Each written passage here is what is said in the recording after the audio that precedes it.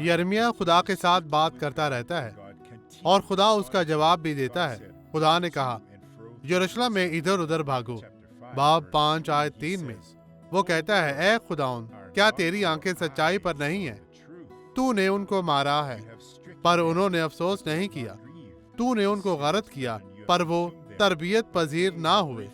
उन्होंने अपने चेहरों को चट्टान से भी ज्यादा सख्त बनाया। उन्होंने वापस आने से इनकार किया है।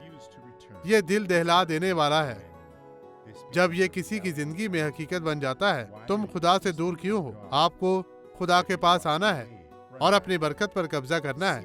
खुदावंद आपको बरकत दे।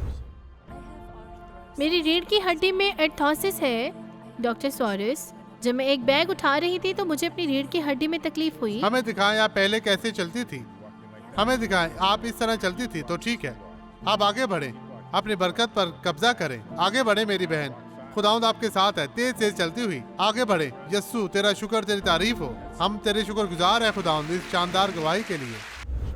आए अब दुआ करें। बाप, मैं इस शख्स को भी बरकत देता हूँ। तेरी कुव्वत, ताकत और उस इख्तियार को इस्तेमाल करते हुए तेरी बरकत का ऐलान करता हूँ। खुदावंद इनके साथ हो, इन्हें बरकत दे। यीशु मसीह नासरी के नाम में हर तरह की बदी अब जाती रहे। और आप कहें, मैं ईमान रखता हूँ। खुदावंद तेरा शुक्र, तेरी तारीफ हो।